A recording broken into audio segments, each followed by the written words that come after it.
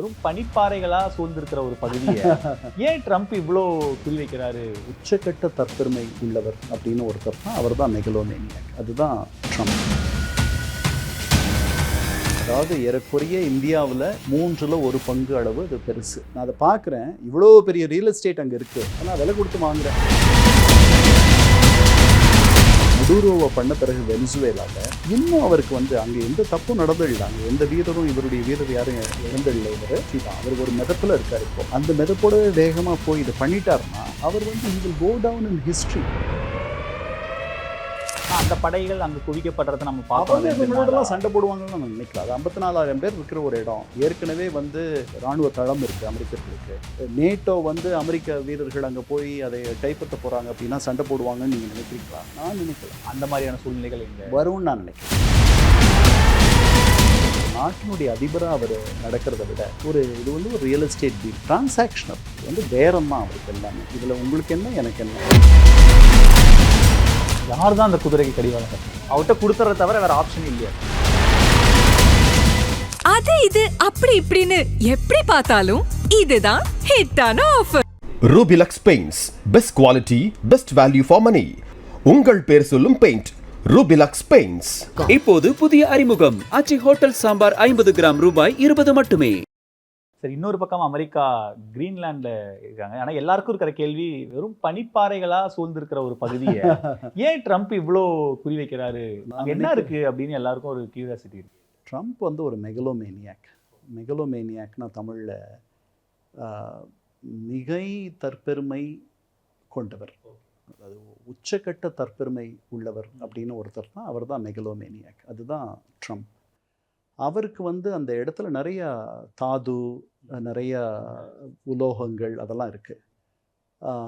அது 20 லட்சத்தி சில்லற சதுர கிலோமீட்டர் அளவு பெருசு. அதாவது ஏறக்குறைய இந்தியாவில் 1/3 அளவு அது பெருசு. இதுக்கு முன்னாடி 4 அதிபர்கள் நிறைய அமெரிக்காவை பெருசாக்கியிருக்காங்க, அகண்ட அமெரிக்காவாக ஆக்கியிருக்காங்க. முதல் அப்படி ஆனது முதல்ல உங்களுக்கு லியூசியானா, அதை தாமஸ் ஜெஃபர்சன் 1800 சில்லற தொடக்கத்தில் வாங்குறார். அது அமெரிக்காவினுடைய அளவை ரெட்டிப்பாக்குது. அது விலை கொடுத்து வாங்கினது லியூசியானா. அது ஃப்ரான்ஸ் கிட்டேருந்து வாங்கினது. அதற்கு பிறகு 1848 மெக்சிகோவோட சண்டை போட்டு இன்றைக்கி இருக்கிற டெக்ஸஸ், இன்றைக்கி இருக்கிற அரிசோனா, இன்றைக்கி இருக்கிற உங்களுக்கு நியூ மெக்சிகோ, இன்றைக்கி இருக்கிற நெவாடா, இன்றைக்கி இருக்கிற கலிஃபோர்னியா, இது அத்தனையும் மெக்சிகோ கிட்டேருந்து பிடிச்சது. அவர்கள் தோற்று போயிட்டாங்க. அவங்க தோற்று போனதுக்கு விலையாக இதெல்லாம் கொடுத்து ஒரு அமைதி ஒப்பந்தத்தை அவர்கள் வாங்கிட்டாங்க. அது கிட்டத்தட்ட லியூசியானா 8,27,000 சதுர மைலோ என்னமோ. லியூசியானா ஒரு மாநிலம் மட்டும். இந்த இடம் நான் சொன்னேன் இல்லையா, இது 10 லட்சத்துக்கு மேலே சதுர கிலோமீட்டர். கிரீன்லாண்டு 2 லட்சத்துக்கும் மேலே, 20 லட்சத்துக்கும் மேலே, 2 மில்லியன், 20 லட்சத்துக்கும் மேலே. அதனால் பெரிய ரியல் எஸ்டேட். அதுக்கப்புறம் 2 அதிபர்கள் அலாஸ்காவை ஒருத்தர் வாங்கினார். அது $7.5 மில்லியன் கொடுத்து அலாஸ்காவை ஒருத்தர் வாங்கி சேர்த்தார். அது ஒரு பெரிய, அதுவும் இது என்ன வெறும் பனிப்பாறைன்ட்டு இப்போ நீங்கள் சொன்னீங்களே, அந்த மாதிரி சொன்னவர்கள்லாம் இருந்தாங்க. அதெல்லாம் மீறி அவர் ஒரு தொலைநோக்கோடு வாங்கிட்டார். இன்றைக்கி அலாஸ்கா ஒரு பெரிய அதனால் அப்படி எதுவுமே கிடையாது எந்த ரியல் எஸ்டேட்டும். அதனால தான் அதுக்கு பேர் ரியல் எஸ்டேட். ஸோ அதை வாங்கிடுறது நல்லது தான். அது வாங்கினார். அதுக்கப்புறம் வந்தவர்கள் என்ன பண்ணாங்க, கடைசி பிரசிடெண்ட் அவர் பென்ட்லியோ நம்ம அவர் பேர் மறந்துட்டேன். அவர் சேர்த்தது தான் பியோட்டோரிக்கோ, குவாம், இந்த மாதிரியான பியோட்டோரிக்கோ நீங்கள் கேள்விப்பட்டிருப்பீங்க. இதெல்லாம் அவர் கொண்டு சேர்த்தது. இப்போ இந்த கிரீன்லாண்டு சேர்ந்துச்சுன்னா இது வரைக்கும் இந்த 4 அதிபர்கள் சேர்த்த ரியல் எஸ்டேட் எவ்வளவோ அதை விட பெருசாக இருக்கும். நான் வரலாற்றில் இப்போ ஒரு 80 வருஷமாக இந்த மாதிரி அகண்ட அமெரிக்கா நடக்கலை. 80 வருஷத்துக்கு மேலே இருக்கும்னு நினைக்கிறேன். முதன்முறையாக ஒரு அமெரிக்க அதிபர் அது ரொம்ப எளிமையாக அவர் எடுத்துடலான்ற மாதிரி தானே இருக்குது. யாராவது அதை எதிர்த்து பெருசாக போர்க்குரல் கொடுக்குறாங்களா? பெருசாக இல்லை. இது வந்து இது கம்ப்ளீட்லி ராங் அப்படின்னு கியர் ஸ்டார்மர் சொல்கிறார், யூகேவுடைய பிரதமர் சொல்கிறார். டென்மார்க் வந்து ஒரு தோழமை நாட்டை நீங்கள் இப்படி நடத்தலாமா, இது நியாயமா அப்படின்னு கெஞ்சுற மாதிரி தான் இருக்குது. இது வந்து தப்புன்னு சொல்கிறாங்க.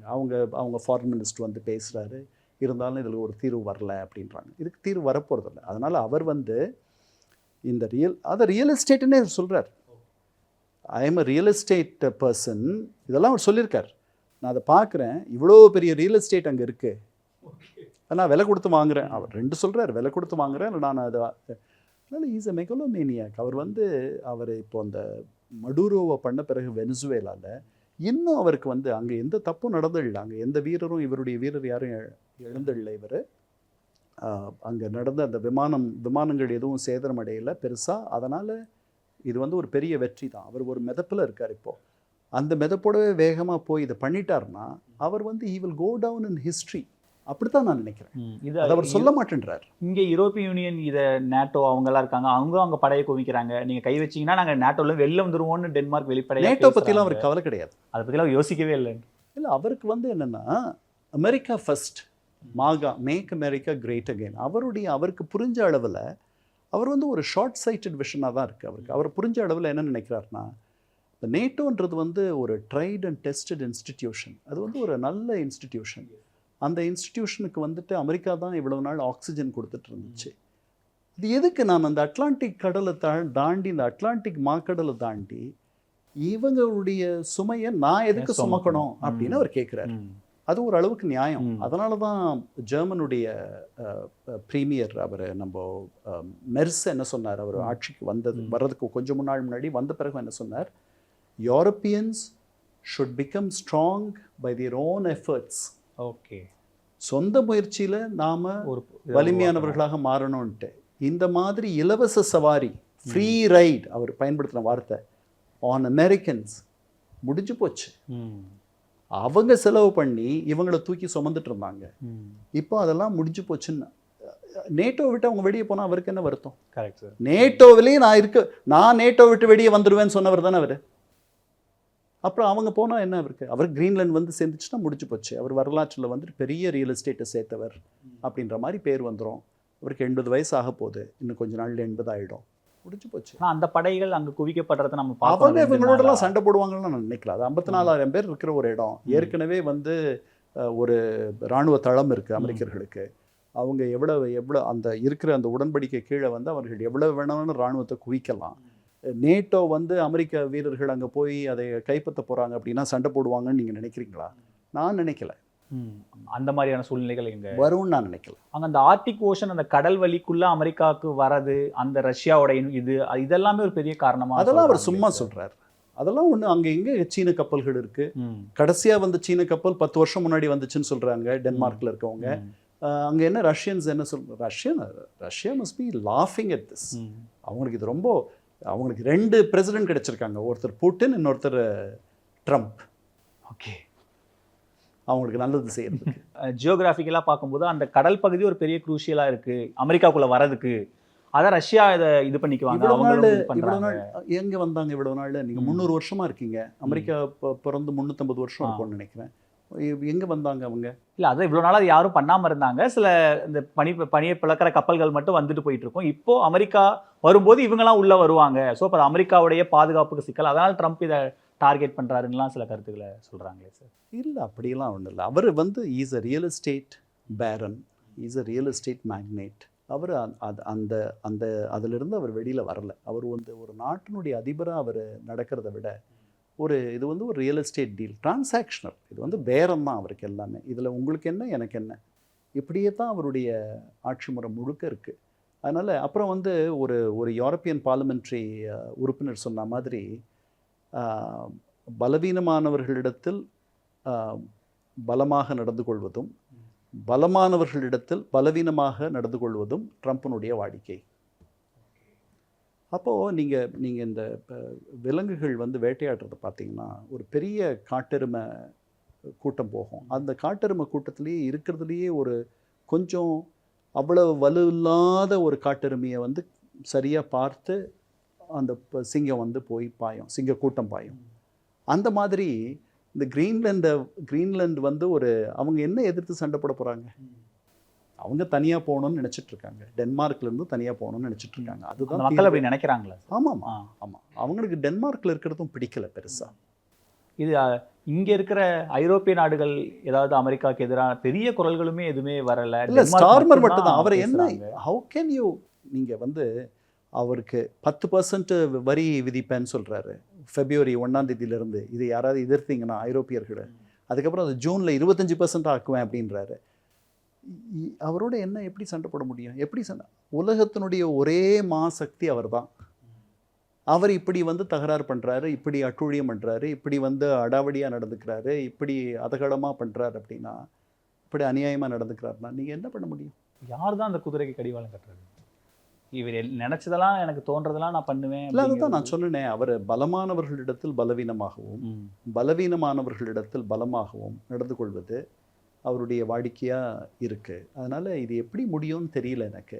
இதுக்கு ஒரு நல்ல தீர்வு வரும்ன்ட்டும் எனக்கு இப்போதைக்கு சமீபத்தில் தோணலை. இப்போ அங்கேயுமே இப்போ கிரீன்லாண்டில் ஒரு மாதிரி அசாதாரண சூழ்நிலை, நேற்று கூட நம்ம செய்தி பார்க்கலாம், அசாதாரண சூழ்நிலை தான் இருக்குது. அமெரிக்காவும் அவங்களுடைய பேஸில் படைகளை குவிக்கிறாங்க. இந்த பக்கம் யூரோப்பியன் சைட்லேருந்து நேட்டோவும் இது பண்ணுறாங்கன்னா, அங்கே பேச்சுவார்த்தைக்கு தயார்னு டென்மார்க்கும் சொல்கிறாங்க. அவங்க வந்து பேசிட்டு போயிட்டாங்க. அவங்களுடைய வெளியுறவு அமைச்சர் வந்து பேசினார். இது யாரோடவும் அவர்கிட்ட கொடுத்துறத தவிர வேறு ஆப்ஷனே இல்லையா சார்? இல்லை, அப்படி இல்லை. இதுக்கு வந்து அவர் இன்னும் 3 வருஷம் ஆட்சியில் இருக்க போகிறார். அது வரைக்கும் இதை கடத்திட்டாங்கன்னா அவங்க தப்பிச்சிருவாங்க. ஆனால் அடுத்த பிரசிடென்ட்டுக்கும் இதே ஆசை இல்லை, வராது. இவரை மாதிரி இதுக்கு முன்னாடியும் ஒரு பிரசிடென்ட் வந்ததில்லை, இதற்கு பின்னாடியும் வருவாங்கன்னு நான் நினைக்கல. இது அப்புறம் வேற வழியே இல்லை. நீங்கள் எனக்கு நோபல் பரிசு தரல, நான் எதுக்கு வந்து அமைதியை நாடி போகணும்ன்ட்டு லெட்டர் எழுதுறாரு நார்வேயோடைய பிரைம் மினிஸ்டருக்கு. அந்த பிரைம் மினிஸ்டர் அவர்கிட்ட பலமுறை சொல்லிட்டாரு, எங்களுக்கும் நோபல் பரிசுக்கு தருபவர்களுக்கும் அந்த குழுவுக்கும் எங்களுக்கு சம்மந்தம் இல்லை, அது ஒரு தனியான சுதந்திர ஒரு குழு, அவர்கள் முடிவெடுக்கிறது. இங்கே வந்து நம்ம ஞான்பெத்து சாகித்ய அகாடமி விருதுகள்லாம் தராங்களே, அதை நீங்கள் வந்துட்டு ஏன் எங்களுக்கு வாங்கி தரலைன்னு கேட்டால் எவ்வளவு அபத்தமாக இருக்குமோ, அது மாதிரி நீ எடுத்த உடனே அந்த கடிதம் வந்திருக்கு வெளியில். நான் எதுக்கு வந்து அமைதியை நோக்கி தொடர்ந்து போகணும்? நான் அமைதியை விரும்புகிறவன் தான், எதுக்கு நான் போகணும்? நீங்கள் எனக்கு தரலை அப்படின்னா என்ன அர்த்தம்? அது இப்போ இப்படி ஒரு 79 வயது ஒரு அமெரிக்க அதிபர் ஒரு குழந்தைத்தனமாக, ஒரு அடாவடித்தனமாக இப்படி அடம் பிடிப்பதை, இந்த நோபல் பரிசின் மீது இவ்வளவு மோகம் கொண்டிருப்பதை, அதாவது இதெல்லாம் சகிச்சுக்கிட்டு எப்படி அவர் வச்சதுதான் சட்டம். அவரே சொல்கிறாரே, நான் இந்த சர்வதேச ஒழுங்கு இன்டர்நேஷ்னல் ஆர்டர் அப்படின்னு எடுத்துக்கிட்டால் அதுக்கு என்னுடைய அதிகாரத்திற்கு வரைமுறை என்பது என்னுடைய மனசாட்சிக்கு உட்பட்டுப்பான் அப்படின்னு 4 நாள் முன்னாடி நியூயார்க் டைம்ஸ், ஒரு வாரம் முன்னாடி 4 நியூயார்க் டைம்ஸ் ரிப்போர்ட்டர்ஸ்க்கு கிட்டத்தட்ட 4 மணி நேரம் பேட்டி கொடுத்துருக்காரு. அந்த பேட்டி வந்திருக்கு. அதில் அவர் சொல்கிறாரு, என்னுடைய நடவடிக்கைகளுக்கு எல்லை என்னன்னா என் மனசு என்ன சொல்லுதோ அதுதான் எல்லை. அப்புறம் அவரை எப்படி எல்லாம் மொத்த நாடுகளும் சேர்ந்து அவரை எதிர்பார்க்கலாம்? அப்படிலாம் நடக்கும்னு நான் நினைக்கிறேன். அதுக்கான வாய்ப்புகளும் இல்லை. It's a very difficult situation to be the world for the Greenlanders and for the entire world. Yes sir. நன்றி சார், நேரத்தை எங்களோட செலவழித்ததுக்கு ரொம்ப நன்றி சார். வந்தாச்சு மிஸ்டர் கோல்டோட தீபாவளி ஆஃபர் வந்தாச்சு. Rubilux paints, best quality, best value for money. உங்கள் பேர் சொல்லும் பெயிண்ட் ரூபிலக்ஸ் பெயிண்ட்ஸ். இப்போது புதிய அறிமுகம் ஆச்சி ஹோட்டல் சாம்பார் 50 கிராம் ரூபாய் 20 மட்டுமே.